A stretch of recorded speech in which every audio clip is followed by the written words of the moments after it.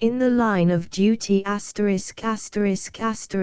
the line of duty by H.P.S. Greene frontispiece the story of a flying lieutenant who went to WOL. A heavy truck lumbered slowly along a road in central France.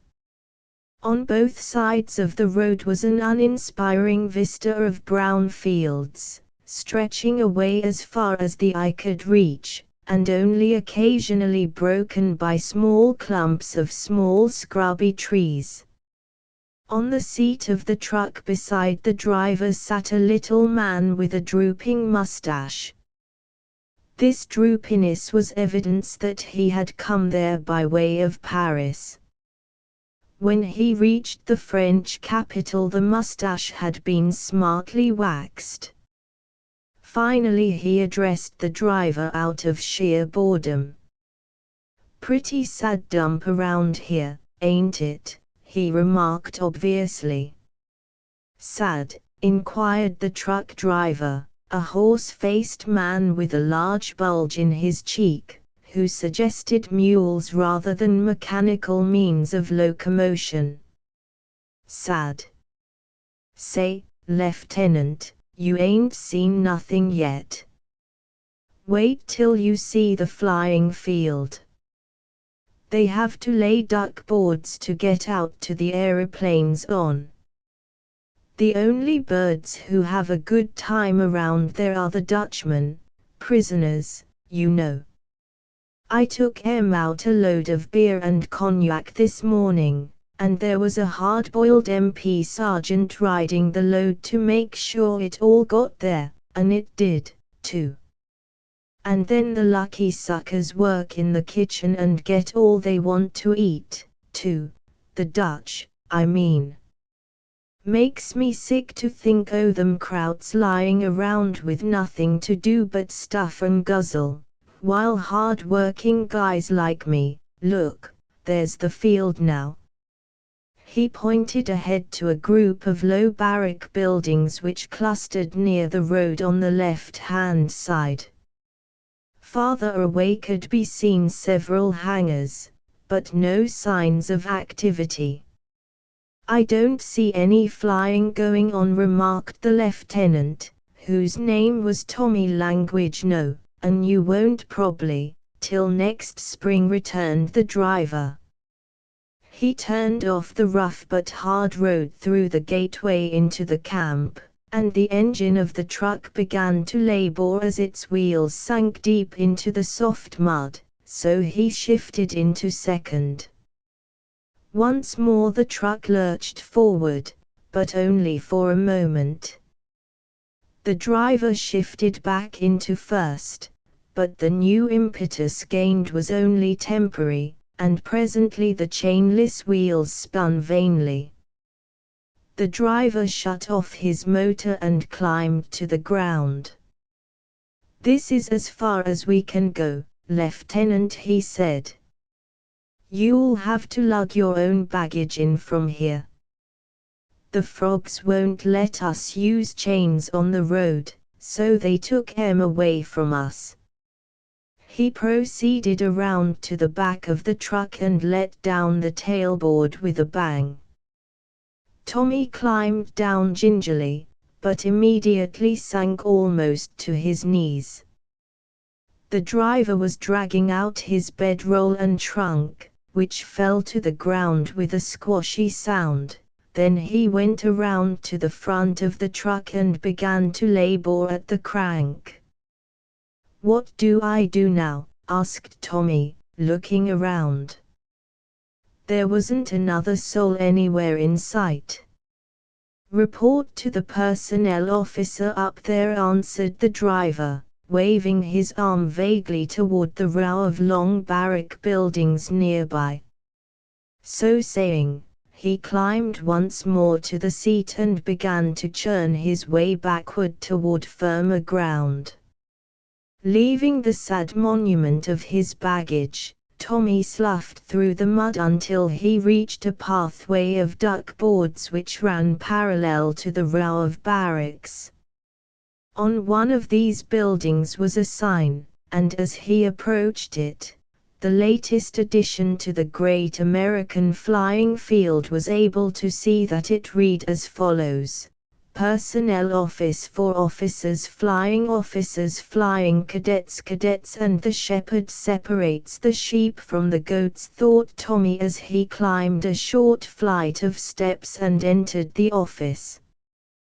The shepherd, a small, pot-bellied man with captain's bars but no wings on his serge blouse, eyed the newest flying lieutenant, his whipcord uniform and his papers with disfavor.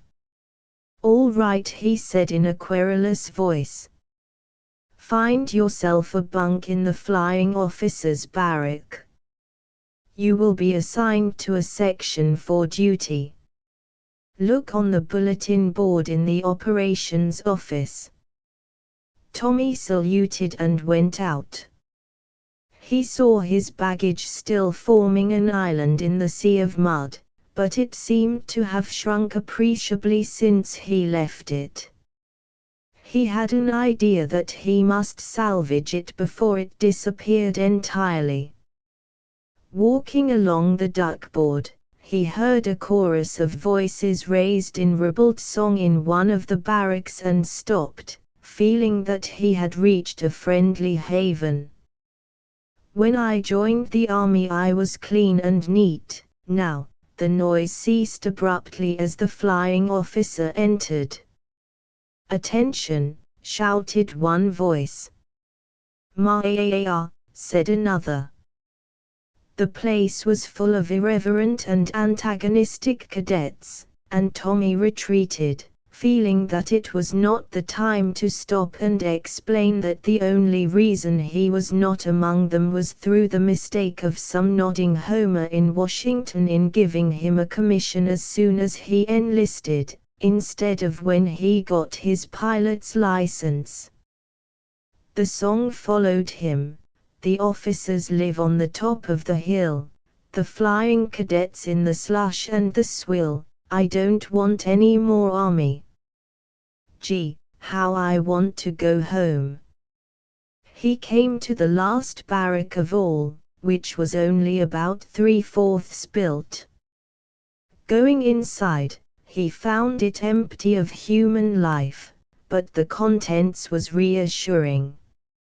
Under the neatly spread double-decker bunks were officers' boots, and the walls were covered with overcoats bearing the single stripe of a first lieutenant, and with various flying clothes and equipment. In what would be the middle of the long building was a single large stove which feebly radiated its rays of heat against the blasts of cold damp air from the open end. Near that end were several unoccupied bunks, one of which Tommy decided must be for him. It was commencing to get dark outside, and colder, too. The little flyer huddled closer to the stove and smoked a cigarette. Somebody must come in before long. Somebody did.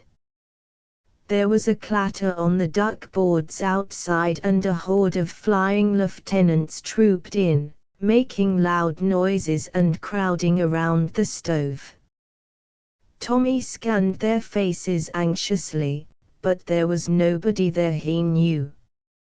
A tall, thin man eyed him in a friendly manner, and Tommy asked him to help him with his baggage. The other assented readily, and they excavated the large French trunk and fancy bedroll which marked a man who had enlisted in Paris, and one by one dragged them inside. "You might as well take this bunk next to me and Fat," said the tall man, who was known as Long John. "We got left behind for a day in Paris by accident, and when we got here the barrack was almost full up, so we had to take bunks near the end." "What ground school did you go to?" "I never went to ground school," returned Tommy. "I was an ambulance driver and enlisted in Paris." He looked around curiously at his companions in the barrack. They were of an unfamiliar genus, men who had had their preliminary training and got their commissions in the States. There were various strange divisions in the early days of the air service in France.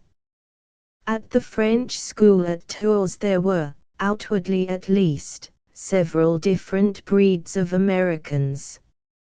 First the Foreign Legion trained there, and then a lost or strayed detachment of American gobs. Then the army started enlisting men in Paris, mostly former ambulance drivers, who continued the old feud between the American ambulance and Norton Hodges, but united in scorn for those whose service had been confined to the Mexican border. Then one day a body of men marched into camp in column of fours, a military evolution which the ambulance drivers regarded with pitying contempt. Who are those men? The question ran around. Ground school men was the reply, and the ex-ambulanciers immediately joined together in one clique against the others. Now Tommy was meeting a new division in the ranks of the flyers, those who had not only been to ground school, but had had preliminary flying training in the States. He inquired after various of his friends, only to find that they had been transferred to a more advanced field, and, realizing that more than an hour still remained before supper, he started down the road toward a house he had noticed when the truck brought him to the field. Perhaps he might find a drink there, and possibly someone he knew. He was cold and shivering and thought longingly of the woolen underwear sent him by an aunt, which was buried in his trunk. For years he had worn nothing but so-called athletic underwear, but the time had evidently come to change. He approached the house, a solitary farm, but still somehow suggestive of liquid refreshment. The door stood open hospitably, and he walked in. His nose had not deceived him, for though there was no one in the room, a small bar stood along one end, and when the gnarled, stooped lady of the establishment came in, he ordered a glass of rum. The strong liquor warmed him. There was a puttering roar outside, and a motorcycle pulled up at the door. Tommy observed the evident agitation of the madam with surprise. Then a man with a hard face came inside. He looked at Tommy threateningly. "Have a drink," invited the little pilot in friendly tones. He hated to drink alone, even if he was cold. The other, who wore a brassard around his arm like a stretcher-bearer in the French army, agreed in a surly manner. Tommy wondered who the fellow was as he gulped his drink, and waited to see if the other would return the compliment, as was in vogue in those days. He didn't, and Tommy turned to leave. "Hey, fella," said the surly one. "Guess I'll have another one." "Sure, if you like," answered Tommy, surprised. He ordered and paid for another round. There was something peculiar here that he didn't understand. Just then there was the sound of another motorcycle outside. "The officer of the day," exclaimed the tough man with the armband, rushing out. Tommy heard his voice raised placatingly. "Yes, sir," it said. "I just went in to see if there was anybody inside, but there was no one there." "All right, get on with the patrol," said another voice. The two motorcycles roared away. Tommy was bewildered. He left the cafe and walked back to the barrack. Perhaps he could find out there what it all meant. Although he bore lieutenant's bars on his shoulders, he was as innocent of the army and its ways as a baby. At the open-ended barrack he found the flying lieutenants gathered around the stove. Among them was Long John, and he singled him out and told him his queer story. To Tommy's surprise he burst into raucous laughter. "Hey, Fat. Hey, guys. Listen to this, will ya? This bird goes up the road to the cafe that's out of bounds, and when the MP comes in he asks him to have a drink." Chorus, "Yeah. Yeah."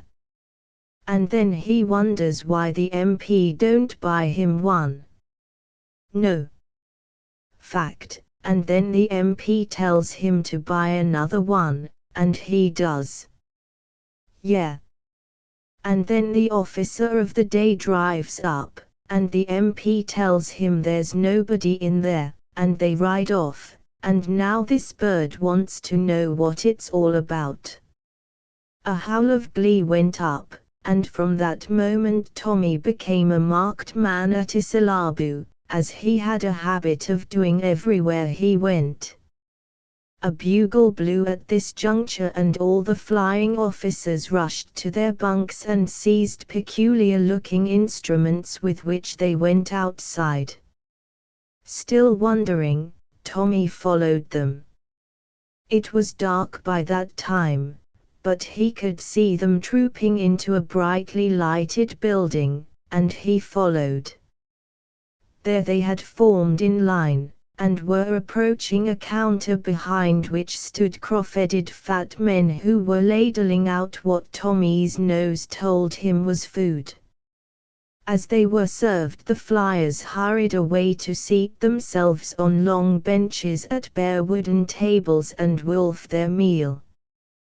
Tommy accosted the large man whom Long John had addressed as Fat, whose bulk had evidently cut down his speed so that he was near to the end of the line. "Say," he asked, "where do I get some of those things they eat out of?" "What, ain't you got no mesket?" queried Fat. "You'll have to draw one in the morning. For tonight you'd better borrow Long John's. He's always in the head of the line when the doors open, and he eats faster than any man in the outfit." "But where have you been in the army not to have a mesket?" "We always ate in the canteen at the French flying school until the YMCA came along and closed it up because they served wine there," answered Tommy. "They made a speech about the evils of drink and were going to serve chocolate instead, but the chocolate never came. After that we generally ate at the Greasy Spoon across the road, because they didn't serve anything but boiled beef and boiled potatoes at the mess hall, but even there they furnished dishes." "Well, you'll get no dishes furnished here," said Fat. "But look, there goes Long John already. Follow him out to the tubs, and get his mesket when he gets through washing it."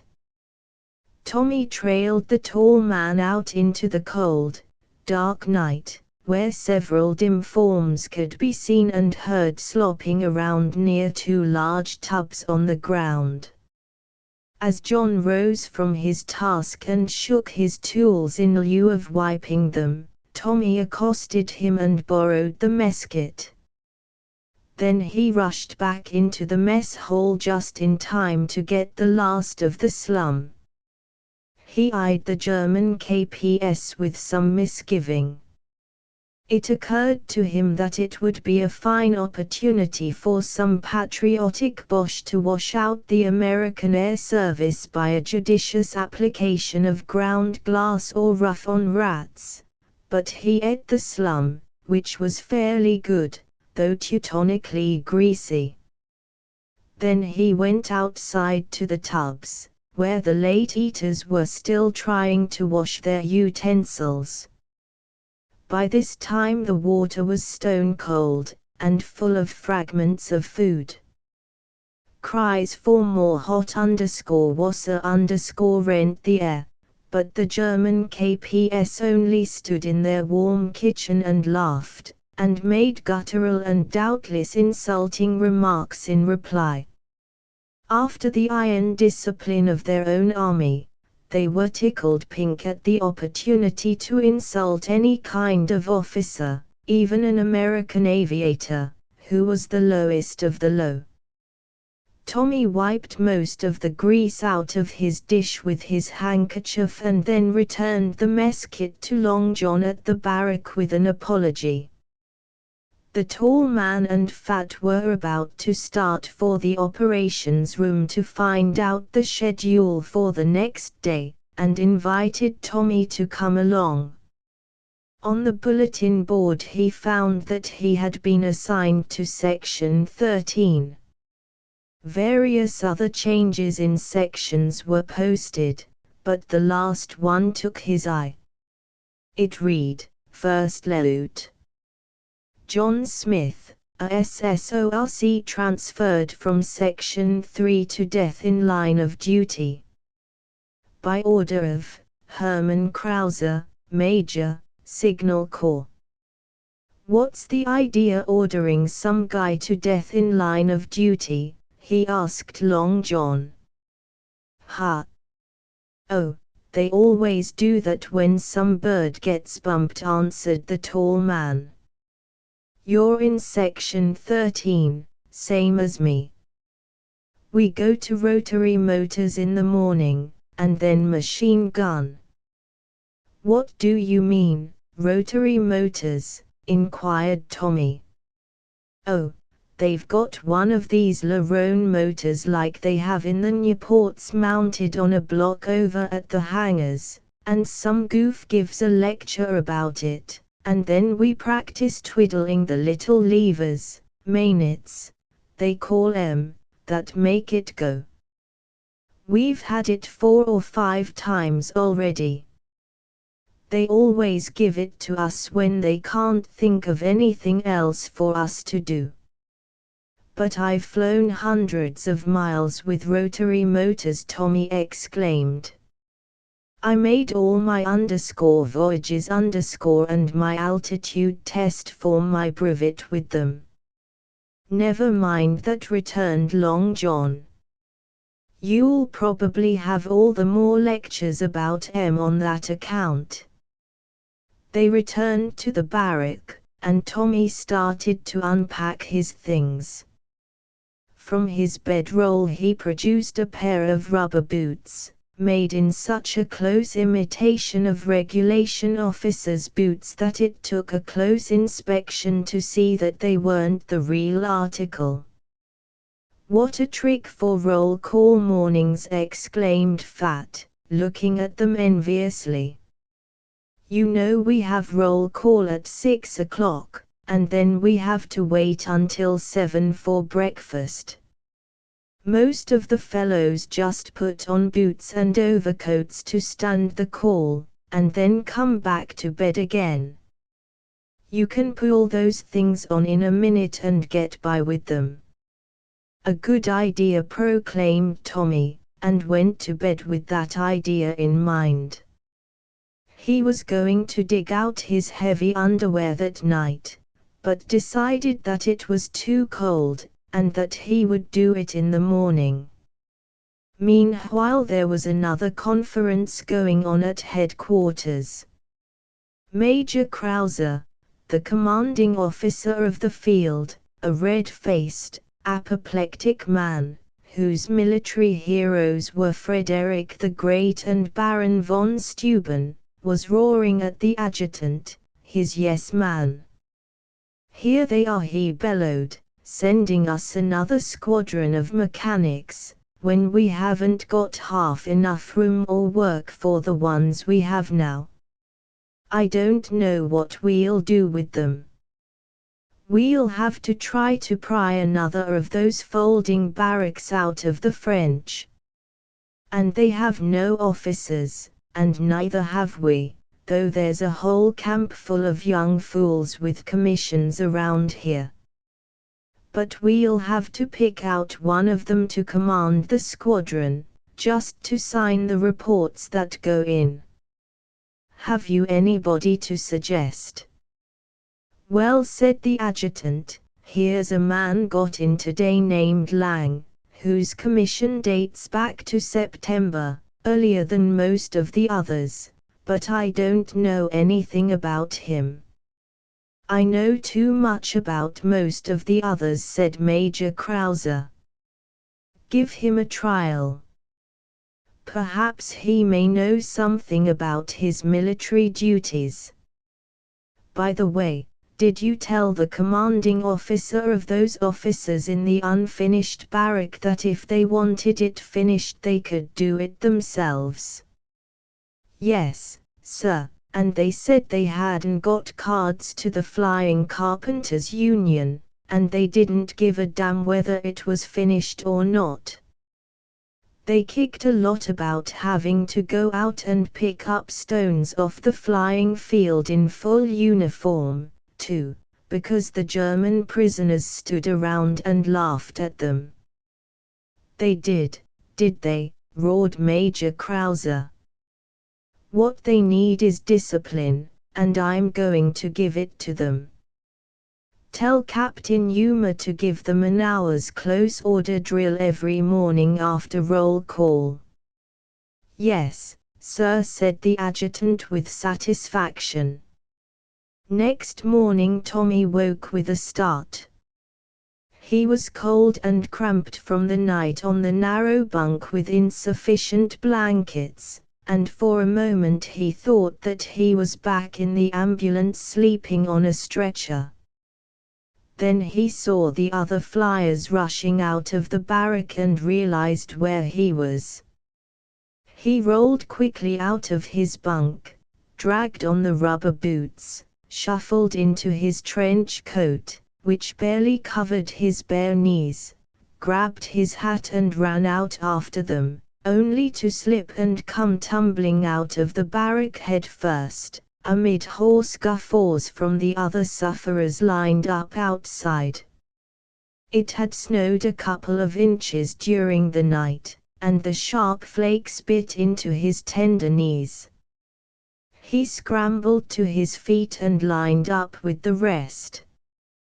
The short, fat captain to whom he had reported the day before called the roll in his squeaky voice, and then at the top of his lungs cried, "Squad's right." A horrified look ran up and down the scantily clad ranks, but the march followed grimly and inevitably. The captain, who had been a real estate broker 2 short months before, had forgotten to have them call off, and they broke into a milling mob. "As you were," he howled. The ranks formed again, after a considerable delay, during which several men tried to sneak around the corner of the barrack, and the captain finally got them marched away. To Tommy, as well as to the late realtor, and most of the rest, it was a doleful hike. With every step, the man in front scuffed snow and equally cold mud up against his bare, raw knees, and soon his boots were full. In other parts of the great field where they marched there were other processions of unfortunates, one of flying cadets, one of cadets, and also several companies of mechanics. They, however, had the advantage of expecting the march, and were fully dressed. Most of the flying lieutenants were not. But at last it came to an end, and in the doubtful shelter of the barrack once more Tommy wiped the mud from his cold wet knees with a towel. "Where can I take a bath?" he asked Long John. John cackled with raucous glee. "Bath," he snorted.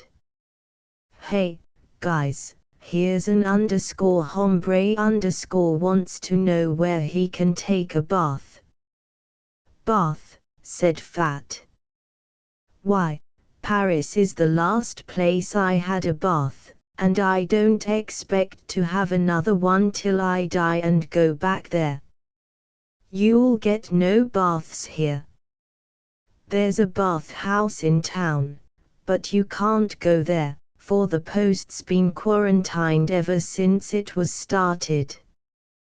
The M.Ps know that anybody that goes a WOL will want a bath, so they keep a special guard over the bath house to pick you up, just like at the barrooms."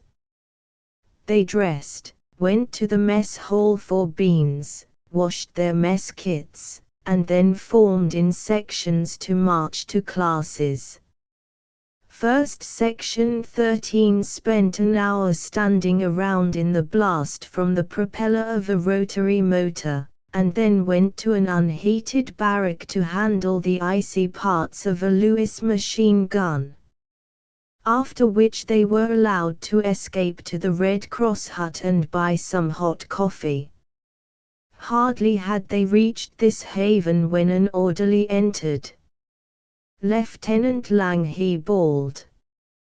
"Is Lieutenant Lang here?" Tommy took an envelope addressed to him, signed for it and opened it with apprehension. This was well justified, for the letter told him to assume command of the 946th Aero Squadron upon its arrival at the field. He showed it to Fat and Long John, who once more burst into laughter. "Can you imagine the lucky little stiff?" John inquired of the world in general.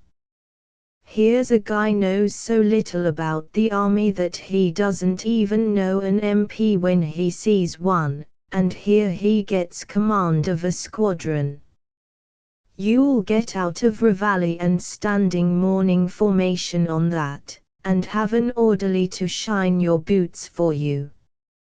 You can have them build off a separate room for you in their barrack with a stove in it. Pretty soft for a squadron commander, I'll say. But what will I command them to do?" Tommy asked anxiously. "Let old Krauser and the adjutant worry about that," returned John. "They'll find plenty of commands for you.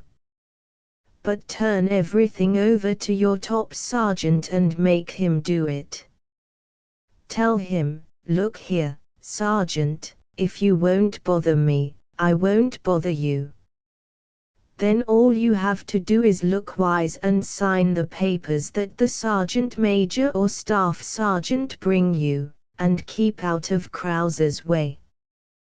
When the squadron arrived, Tommy followed John's half-joking advice and found that it succeeded admirably. The men partitioned off one end of the barrack after they got it up, and there made an office for the sergeant major and one for Tommy, in which he set up a GM cot. Of course, this office had to have a stove, and so it served splendidly for quiet games of stud which continued long after lights were out in the quarters of the flying lieutenants less fortunate than Tommy and his cronies. And he got along well in his command by keeping out of sight, and signing unquestioningly the morning reports, rosters, ration reports and what-nots his sergeants brought him. But one morning the sergeant major approached him with a troubled face. "I don't know what to do about this, Lieutenant," he said, holding out a letter.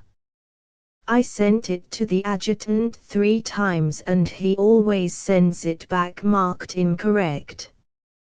You see, they have held up Corporal Letard's pay on account of a tailor's bill against him for 25 cents for repairing his breeches at Shenanigan Field, Texas. Now here is his service record, and it shows a deduction of a quarter made there in July for fixing his breeches, and he says that's the only time he ever had it done. But they've been holding up his pay for 3 months. Holding up his pay, have they? Said Tommy angrily. Sent the letter back 3 times. We'll see about that. I'll take it up to the adjutant myself. He entered the adjutant's office and spoke loudly. Say, what's all this about Corporal Letard's pants? Here's the letter all okay.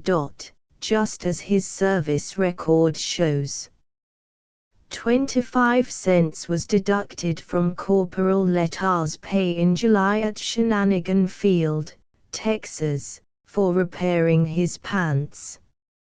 Ah, that's what's wrong, replied the adjutant smoothly. Where's your grammar? Haven't you ever been to school?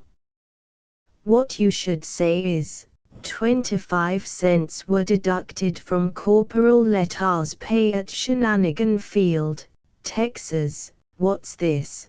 Burst an angry roar from an inner office, as Major Krauser rushed out. What's all this about pants? Who's this talking about pants? Don't you know there's no such thing in the United States Army as pants? Who are you, young man? Tommy stood speechless at the outburst. Why, oh why, hadn't he kept on following Long John's advice about keeping out of sight? This is Lieutenant Lang, sir, said the adjutant silkily, the commanding officer of the 946th Aero Squadron on this post. We were discussing a very serious error in one of his reports. Oh, it is it? Said Major Krauser angrily. I was going to send for you. I issued orders that all commanding officers of organizations on this post should personally give their units an hour's close order drill every morning. Yesterday morning I saw a sergeant drilling your squadron. Where were you, sir? Why weren't you drilling them yourself? Why, blurted Tommy, I don't know how to drill 'em. I never drilled anybody in my life. What? You, a commissioned officer in the United States Army, stand there and admit that you are not capable of drilling the men under your command. Well, sir, you are hereby relieved from that command. Remove yourself and your belongings from the 946th Squadron's barrack at once, to make room for your successor.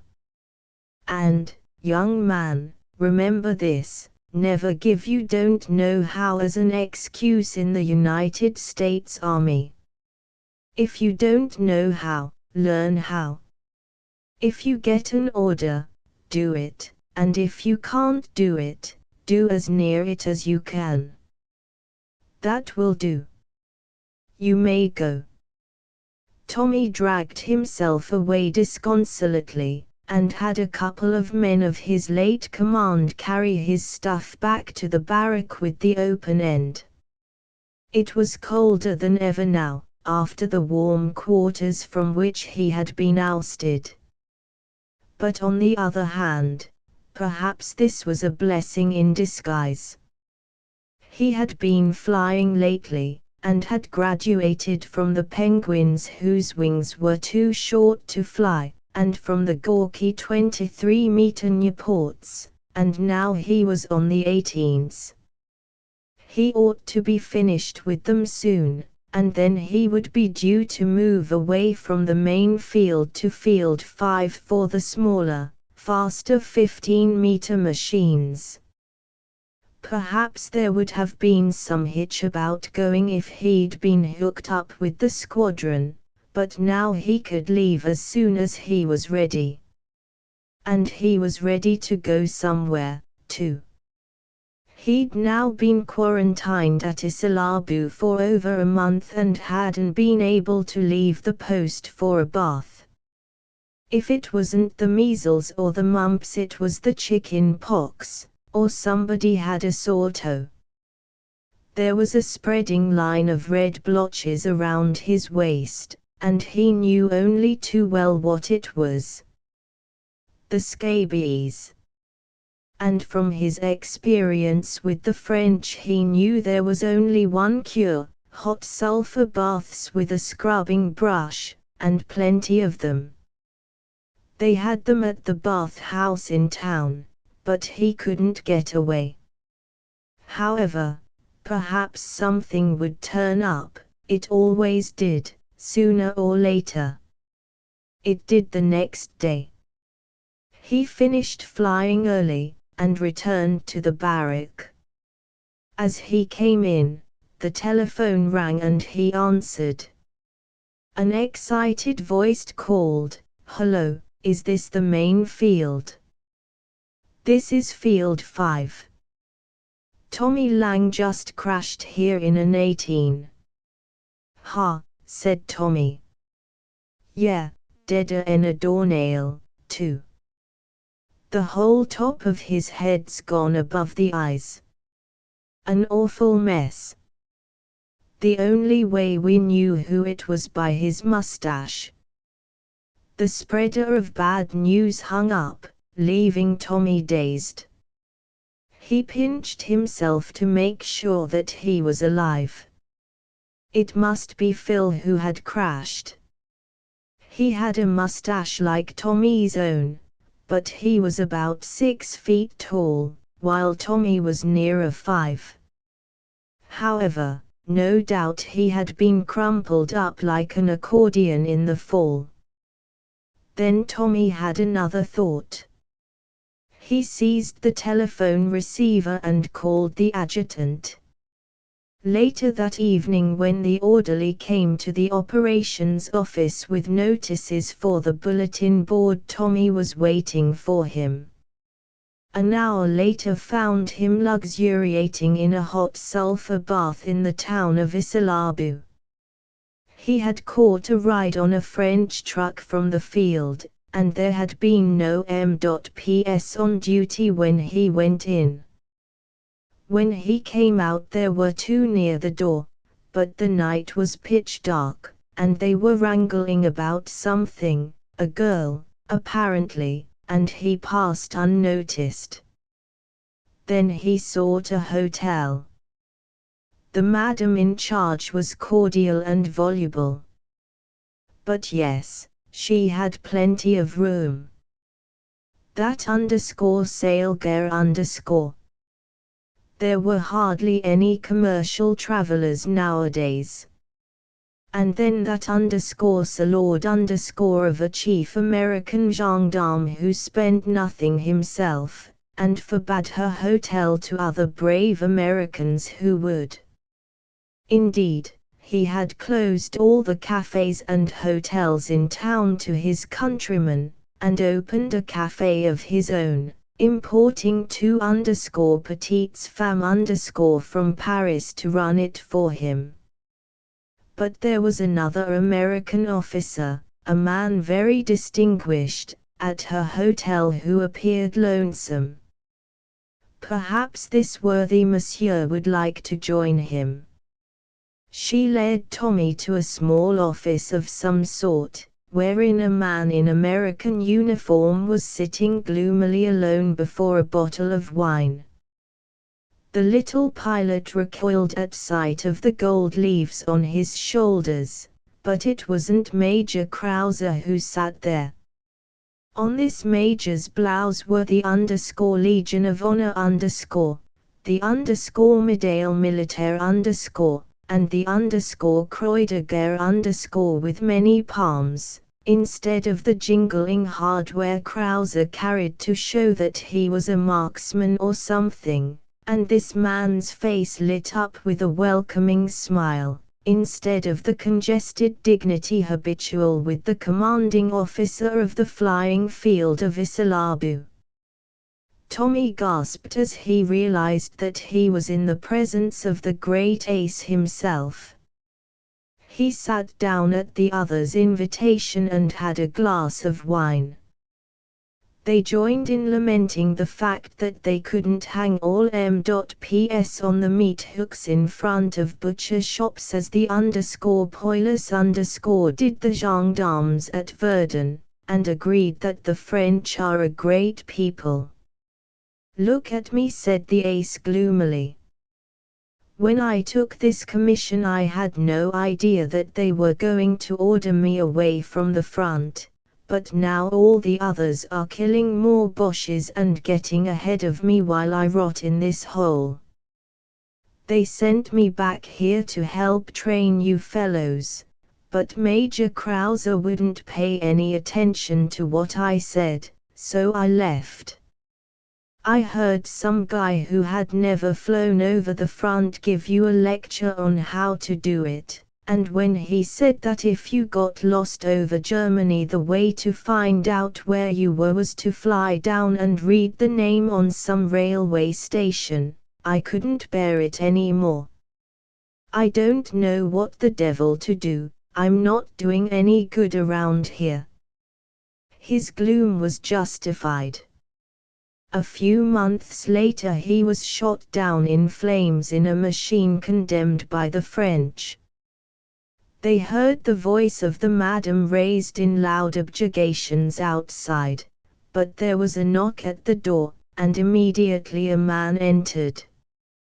He wore the uniform of a first lieutenant, and on his arm the brassard of an MP.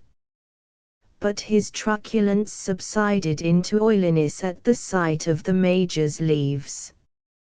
"Excuse me, Major," he said, "but orders are very strict, you know. Major Krauser is very particular that no flying officer should leave the post under any conditions. I beg your pardon, Lieutenant, but have you got a pass?" "He's with me," said the ace shortly. "Oh," said the MP uncertainly, and went out. He wasn't sure exactly what the ace's status was, but his rank was plain enough, and the MP was afraid of burning his fingers. "Wait till that guy catches me alone," said Tommy. "Stick around with me," said the ace. "Krauser doesn't quite know what to do about me yet, for I've got a pool in Paris, and he's let me alone since I left the field." For 3 days Tommy did stick, and lived the life of Riley, sleeping in a good bed, eating good meals, drinking good wine and taking sulfur baths twice a day. At the end of that time his scabies was gone. "I guess I'd better be getting back to the field," he told the ace. "I want to get through there and get to the front. I took an awful chance going a WOL, but maybe my little scheme will work on Krauser. If it doesn't, and he takes me off flying, I'll be sunk. Think I might as well go out and let that MP pick me up and give me a ride back to camp." He shook hands with the ace, and walked out and down the street alone. He hadn't gone far when a Ford drew up beside him and stopped. In the front seat was the MP lieutenant, and behind a hard-boiled sergeant with a .45.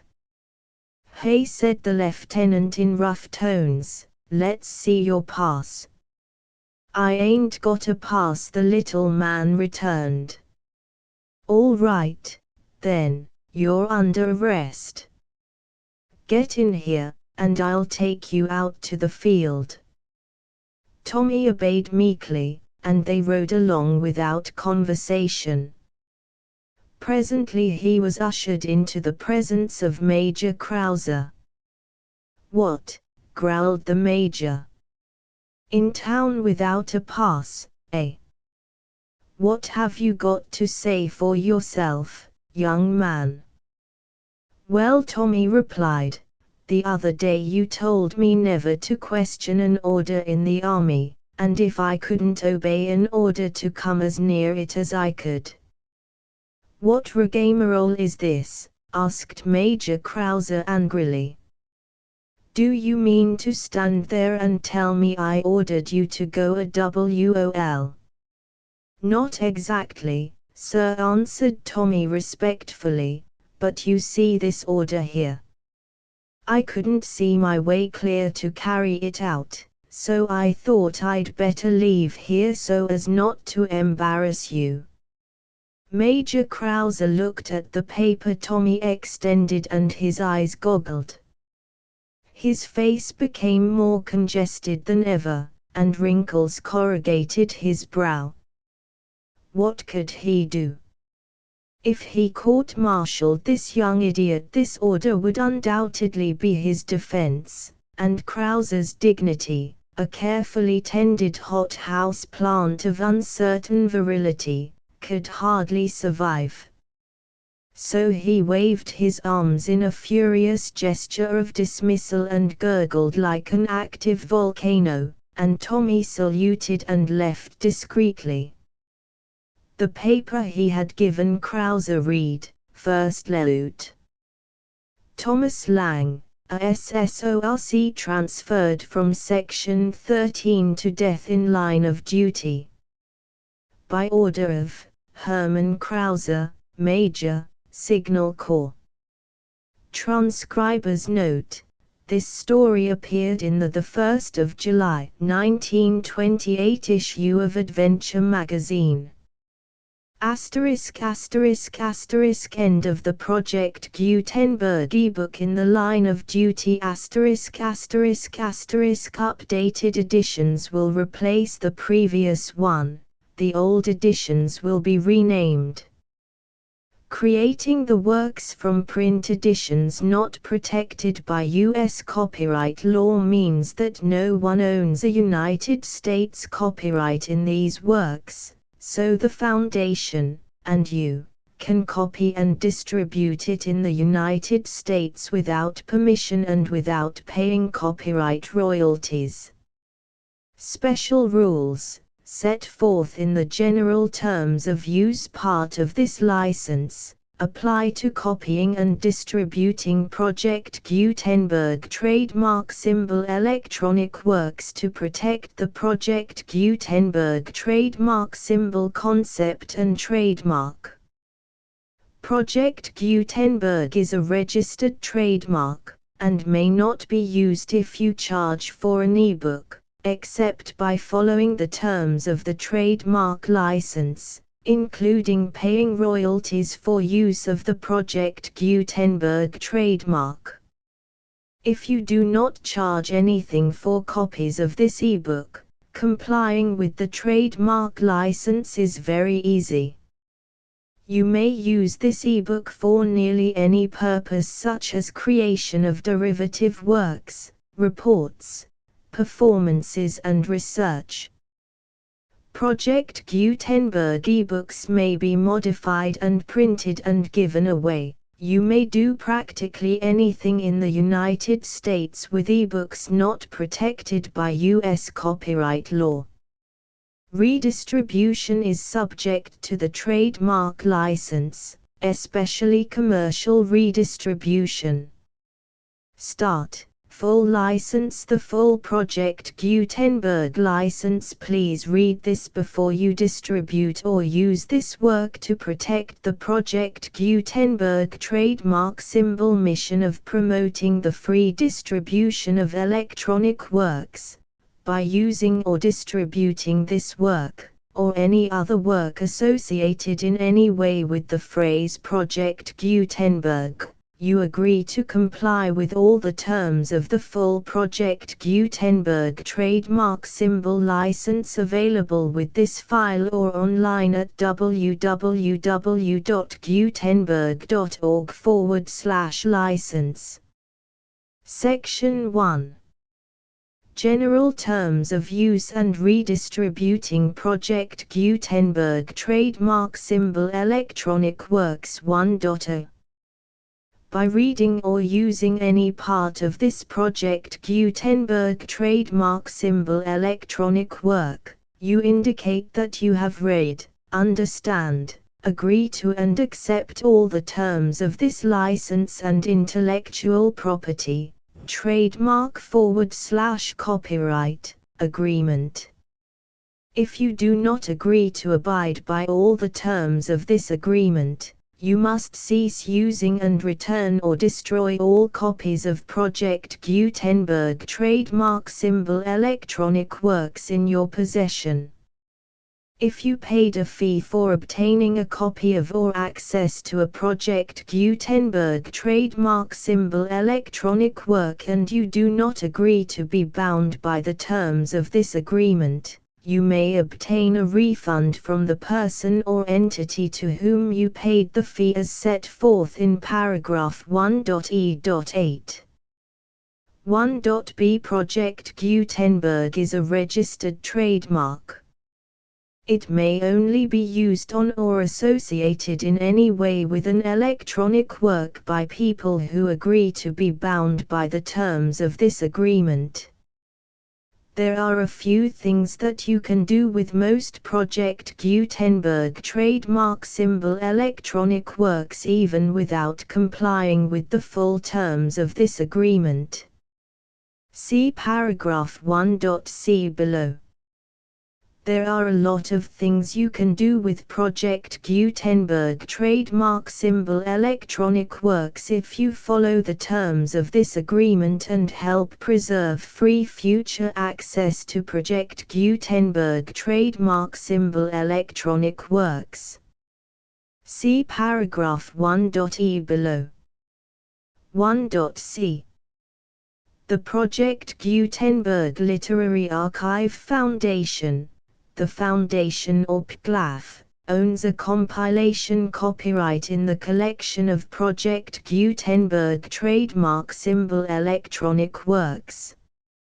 Nearly all the individual works in the collection are in the public domain in the United States. If an individual work is unprotected by copyright law in the United States and you are located in the United States, we do not claim a right to prevent you from copying, distributing, performing, displaying or creating derivative works based on the work as long as all references to Project Gutenberg are removed. Of course, we hope that you will support the Project Gutenberg trademark symbol mission of promoting free access to electronic works by freely sharing Project Gutenberg trademark symbol works in compliance with the terms of this agreement for keeping the Project Gutenberg trademark symbol name associated with the work. You can easily comply with the terms of this agreement by keeping this work in the same format with its attached full Project Gutenberg trademark symbol license when you share it without charge with others. 1.d. The copyright laws of the place where you are located also govern what you can do with this work. Copyright laws in most countries are in a constant state of change. If you are outside the United States, check the laws of your country in addition to the terms of this agreement before downloading, copying, displaying, performing, distributing or creating derivative works based on this work or any other Project Gutenberg trademark symbol work. The Foundation makes no representations concerning the copyright status of any work in any country other than the United States. 1.e Unless you have removed all references to Project Gutenberg. 1.e.1.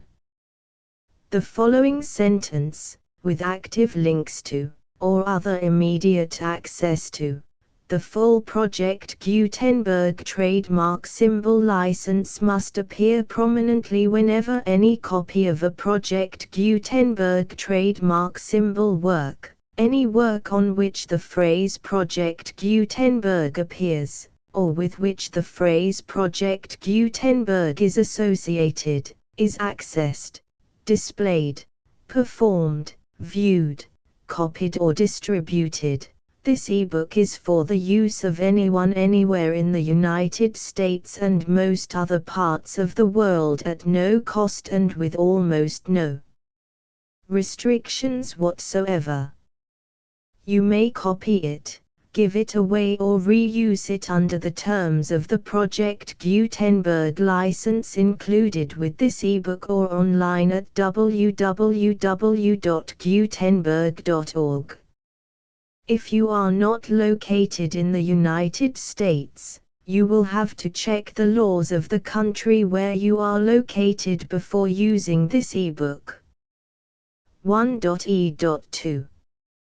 If an individual Project Gutenberg trademark symbol electronic work is derived from texts not protected by U.S. copyright law, does not contain a notice indicating that it is posted with permission of the copyright holder, the work can be copied and distributed to anyone in the United States without paying any fees or charges. If you are redistributing or providing access to a work with the phrase Project Gutenberg associated with or appearing on the work, you must comply either with the requirements of paragraphs 1.e.1 through 1.e.7 or obtain permission for the use of the work and the Project Gutenberg trademark symbol trademark as set forth in paragraphs 1.e.8 or 1.e.9.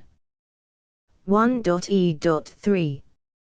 If an individual Project Gutenberg trademark symbol electronic work is posted with the permission of the copyright holder, your use and distribution must comply with both paragraphs 1.e.1 through 1.e.7 and any additional terms imposed by the copyright holder. Additional terms will be linked to the Project Gutenberg trademark symbol license for all works posted with the permission of the copyright holder found at the beginning of this work. 1.e.4. Do not unlink or detach or remove the full Project Gutenberg trademark symbol license terms from this work, or any files containing a part of this work or any other work associated with Project Gutenberg trademark symbol. 1.e.5. Do not copy, display, perform, distribute or redistribute this electronic work, or any part of this electronic work, without prominently displaying the sentence set forth in paragraph 1.e.1 with active links or immediate access to the full terms of the Project Gutenberg trademark symbol license. 1.e.6. You may convert to and distribute this work in any binary, compressed, marked up, non-proprietary or proprietary form, including any word processing or hypertext form. However, if you provide access to or distribute copies of a Project Gutenberg trademark symbol work in a format other than plain vanilla ASCII or other format used in the official version posted on the official Project Gutenberg trademark symbol website, www.gutenberg.org, You must, at no additional cost, fee or expense to the user, provide a copy, a means of exporting a copy, or a means of obtaining a copy upon request, of the work in its original plain vanilla ASCII or other form. Any alternate format must include the full Project Gutenberg trademark symbol license as specified in paragraph 1.e.1. 1.e.7. Do not charge a fee for access to, viewing, displaying, performing, copying or distributing any Project Gutenberg trademark symbol works unless you comply with paragraph 1.e.8 or 1.e.9. 1.e.8. You may charge a reasonable fee for copies of or providing access to or distributing Project Gutenberg trademark symbol electronic works provided that you pay a royalty fee of 20% of the gross profits you derive from the use of Project Gutenberg trademark symbol works calculated using the method you already use to calculate your applicable taxes. The fee is owed to the owner of the Project Gutenberg trademark symbol trademark, but he has agreed to donate royalties under this paragraph to the Project Gutenberg Literary Archive Foundation. Royalty payments must be paid within 60 days following each date on which you prepare, or are legally required to prepare, your periodic tax returns.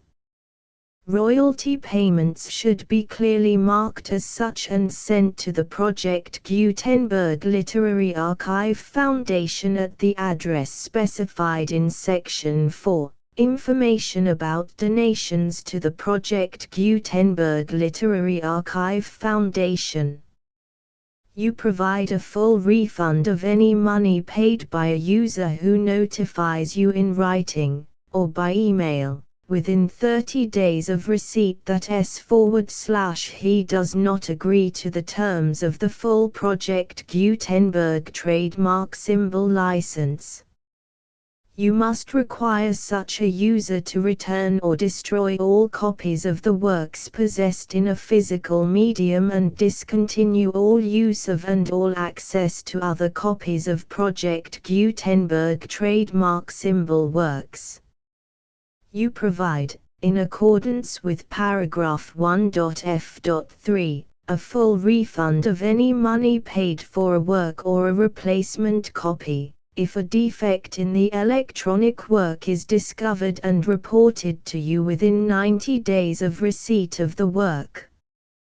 You comply with all other terms of this agreement for free distribution of Project Gutenberg trademark symbol works. 1.e.9. If you wish to charge a fee or distribute a Project Gutenberg trademark symbol electronic work or group of works on different terms than are set forth in this agreement, you must obtain permission in writing from the Project Gutenberg Literary Archive Foundation, the manager of the Project Gutenberg trademark symbol trademark. Contact the Foundation as set forth in Section 3 below. 1.f1.f.1. Project Gutenberg volunteers and employees expend considerable effort to identify, do copyright research on, transcribe and proofread works not protected by U.S. copyright law in creating the Project Gutenberg trademark symbol collection.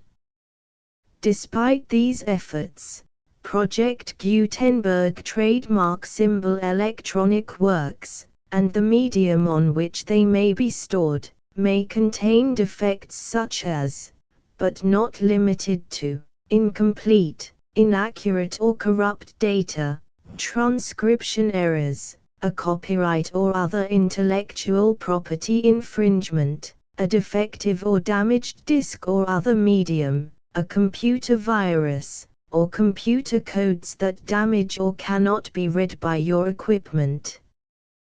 1.f.2 Limited warranty. Disclaimer of damages, except for the right of replacement or refund described in paragraph 1.f.3. The Project Gutenberg Literary Archive Foundation, the owner of the Project Gutenberg trademark symbol trademark, and any other party distributing a Project Gutenberg trademark symbol electronic work under this agreement, disclaim all liability to you for damages, costs and expenses, including legal fees. You agree that you have no remedies for negligence, strict liability, breach of warranty or breach of contract except those provided in paragraph 1.f.3.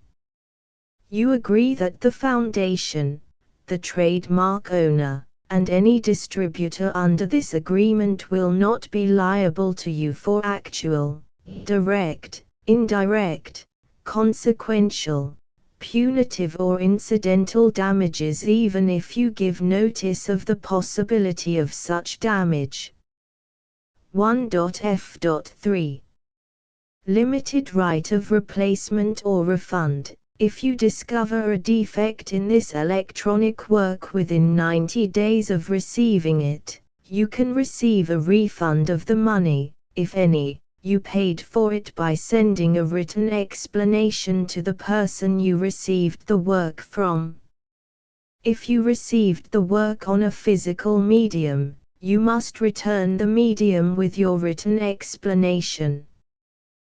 The person or entity that provided you with the defective work may elect to provide a replacement copy in lieu of a refund. If you received the work electronically, the person or entity providing it to you may choose to give you a second opportunity to receive the work electronically in lieu of a refund. If the second copy is also defective, you may demand a refund in writing without further opportunities to fix the problem. 1.f.4 Except for the limited right of replacement or refund set forth in paragraph 1.f.3, this work is provided to you as is, with no other warranties of any kind, express or implied, including but not limited to warranties of merchantability or fitness for any purpose. 1.f.5 Some states do not allow disclaimers of certain implied warranties or the exclusion or limitation of certain types of damages. If any disclaimer or limitation set forth in this agreement violates the law of the state applicable to this agreement, the agreement shall be interpreted to make the maximum disclaimer or limitation permitted by the applicable state law. The invalidity or unenforceability of any provision of this agreement shall not void the remaining provisions. 1.f.6 Indemnity. You agree to indemnify and hold the Foundation, the trademark owner, any agent or employee of the Foundation, anyone providing copies of Project Gutenberg trademark symbol electronic works in accordance with this agreement, and any volunteers associated with the production, promotion and distribution of Project Gutenberg trademark symbol electronic works, harmless from all liability, costs and expenses, including legal fees, that arise directly or indirectly from any of the following which you do or cause to occur. A. Distribution of this or any Project Gutenberg trademark symbol work. B. Alteration, modification, or additions or deletions to any Project Gutenberg trademark symbol work, and C. Any defect you cause. Section 2. Information about the mission of Project Gutenberg trademark symbol. Project Gutenberg trademark symbol is synonymous with the free distribution of electronic works in formats readable by the widest variety of computers, including obsolete, old, middle-aged and new computers. It exists because of the efforts of hundreds of volunteers and donations from people in all walks of life. Volunteers and financial support to provide volunteers with the assistance they need are critical to reaching Project Gutenberg trademark symbol's goals and ensuring that the Project Gutenberg trademark symbol collection will remain freely available for generations to come. In 2001, the Project Gutenberg Literary Archive Foundation was created to provide a secure and permanent future for Project Gutenberg trademark symbol and future generations. To learn more about the Project Gutenberg Literary Archive Foundation and how your efforts and donations can help, see sections 3 and 4 and the Foundation information page at www.gutenberg.org. Section 3. Information about the Project Gutenberg Literary Archive Foundation. The Project Gutenberg Literary Archive Foundation is a non-profit 501(c)(3) educational corporation organized under the laws of the state of Mississippi and granted tax-exempt status by the Internal Revenue Service. The Foundation's IN or Federal Tax Identification Number is 64-6221541.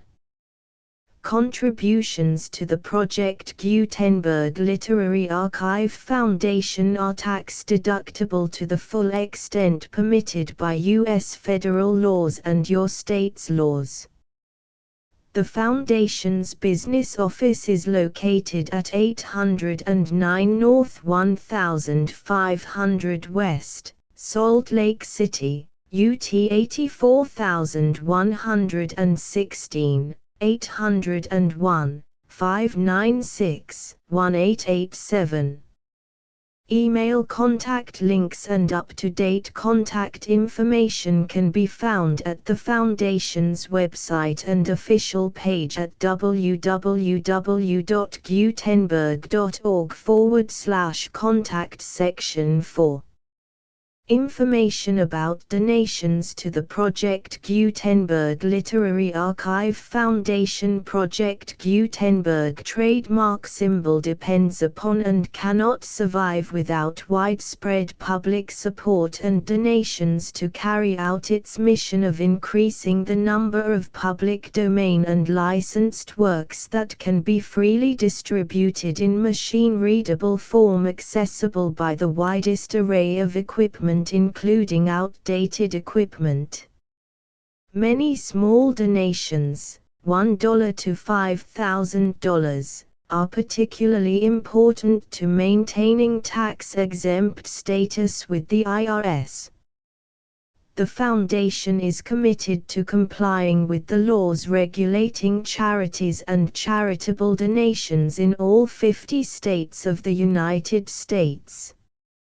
Compliance requirements are not uniform and it takes a considerable effort, much paperwork and many fees to meet and keep up with these requirements. We do not solicit donations in locations where we have not received written confirmation of compliance. To send donations or determine the status of compliance for any particular state, visit www.gutenberg.org/donate. While we cannot and do not solicit contributions from states where we have not met the solicitation requirements, we know of no prohibition against accepting unsolicited donations from donors in such states who approach us with offers to donate. International donations are gratefully accepted, but we cannot make any statements concerning tax treatment of donations received from outside the United States. U.S. laws alone swamp our small staff. Please check the Project Gutenberg web pages for current donation methods and addresses. Donations are accepted in a number of other ways, including checks, online payments and credit card donations. To donate, please visit www.gutenberg.org/donate.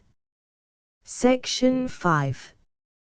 General information about Project Gutenberg trademark symbol Electronic Works. Professor Michael S. Hart was the originator of the Project Gutenberg trademark symbol concept of a library of electronic works that could be freely shared with anyone.